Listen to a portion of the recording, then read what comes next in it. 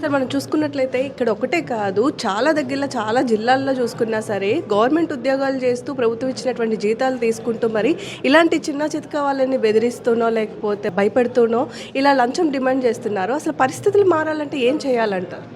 కంపల్సరీగా మా సహాయం తీసుకోవాలి. మేము ఎప్పుడు రౌండ్ ది క్లాక్ 24/7 365 డేస్ మేము అవైలబుల్గా ఉంటాము.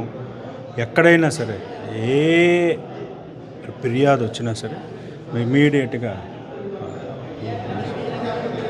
తక్షణమే మేము చర్య తీసుకుంటాము. మేమేంటంటే ఏదో గుడ్డిగా వెళ్ళిపోవడం జరగదు. మేము వెరిఫై చేస్తాం నిజాలు ఎంత అని. అతను మంచి అధికారా కాదా, నిజాయితీ గల అధికారా, అవినీతి అధికారా.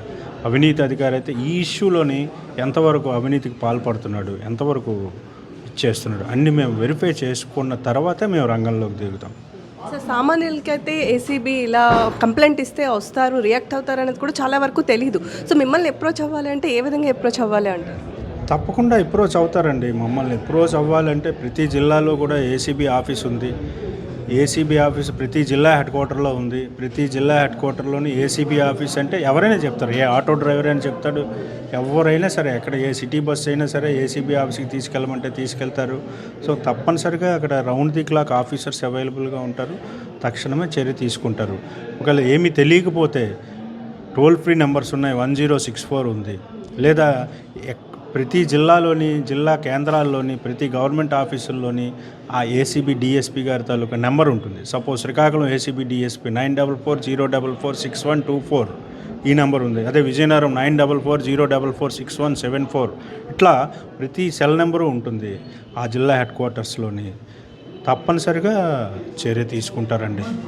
సార్ ఇప్పుడు ఎవరినైతే ఇలా లంచగొండి అంటే రెడ్ హ్యాండెడ్గా పట్టుకుంటారో వాళ్ళకి ఎలాంటి కఠినమైన చర్యలు ఉంటాయి? తప్పనిసరిగా ఉంటాయండి. ప్రభుత్వం వారి మీద తప్పనిసరిగా తీవ్రమైన కఠినమైన చర్యలు తీసుకుంటుంది. వారి మీద కేసు కూడా క్రిమినల్ కేసు నమోదు చేస్తాం. పీసీ యాక్ట్ ప్రకారము వెంటనే వాళ్ళని జిల్లా కోర్టులోని హాజరుపరుస్తారు. వాళ్ళు డ్యూటీ నుంచి సస్పెండ్ అవుతారు.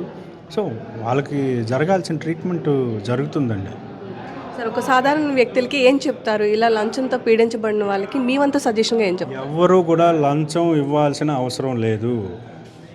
ఏ ప్రభుత్వాధికారి అయినా సరే లంచం అడిగితే ఇమీడియట్గా కన్సర్న్ ఏసీబీ ఆఫీసుకు వచ్చి ఆ జిల్లా కేంద్రాల్లో మాత్రమే ఉంటుంది కాబట్టి ఆ జిల్లా కేంద్రంలో శ్రమ అనుకోకుండా జిల్లా కేంద్రంలో ఉన్న ఏసీబీ ఆఫీస్కి వచ్చి ఆ ప్రతి ఏసీబీ ఆఫీస్ ముందున ఆ ఏసీబీ డిఎస్పీ గారి ఫోన్ నెంబర్ ఉంటుంది.